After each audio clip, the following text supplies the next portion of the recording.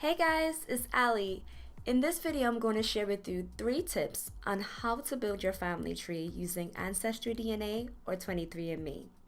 I've been building my family tree for 10 years now, and I have over 1,000 relatives on my family tree, and close to 900 of them are all blood relatives. So here are some tips to help you if you're in the beginning stages of building your family tree, or if you are building your family tree but could just use the extra tips. So I'm going to cover these 3 tips using 3 questions. The first question you should ask yourself is, do I have any living elders in my family?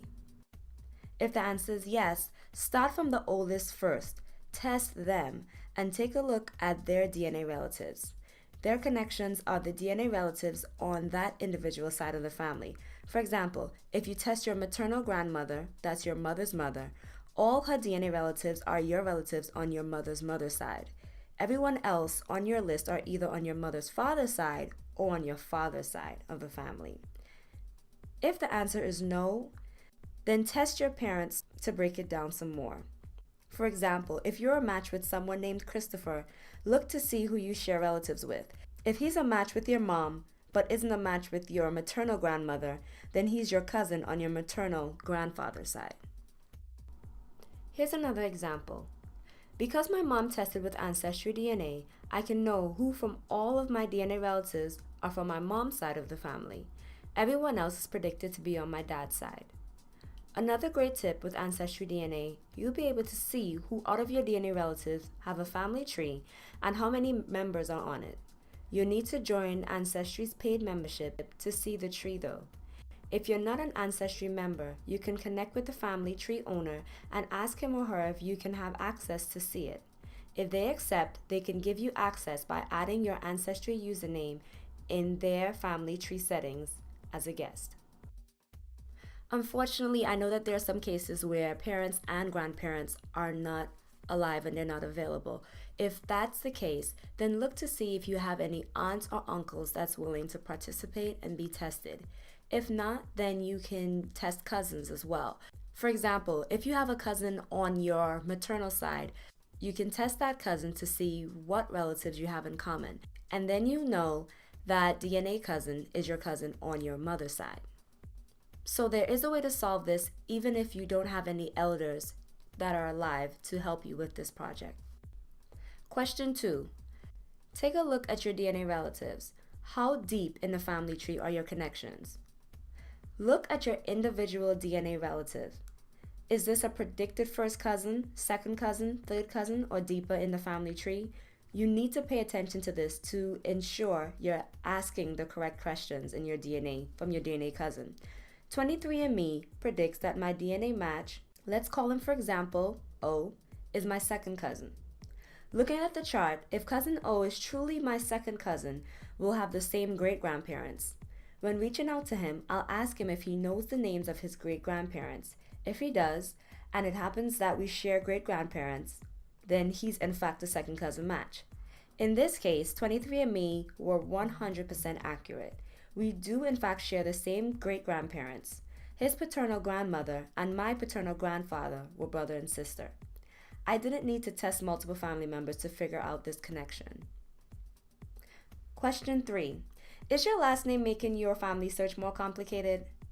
The way you spell your last name may not be the same way your ancestors spelled it. Education level, choice, or one simple mistake on a document could change the way your last name is spelled today.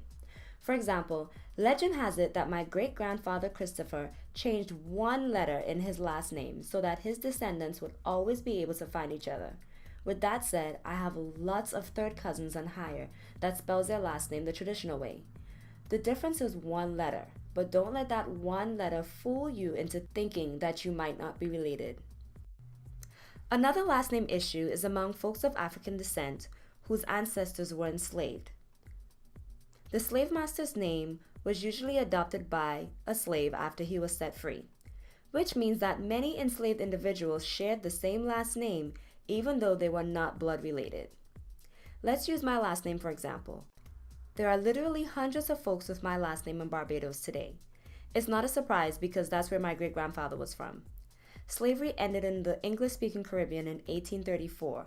Therefore, my great-grandfather's dad or granddad may have been alive during that time. Mostly all the enslaved people on that property had the same last name. As a result, there are thousands of folks with my same last name.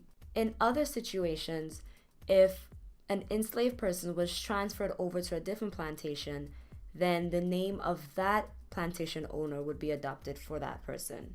With that said, names were changed to match the property owner's name. Therefore, a DNA test is the only way to see if you and someone with your last name is truly a match. Here is one quick tip. Please fill out the questions provided on both databases. It helps your DNA relatives find you without having to ask them any questions.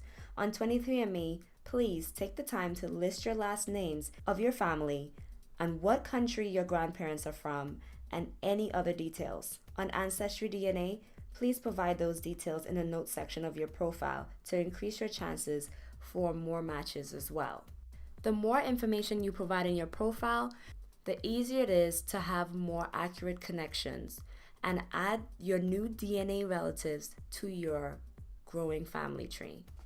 If you have any extra tips on how to grow your family tree using AncestryDNA or 23&Me, please be sure to share it with us in the comments. We will really appreciate it.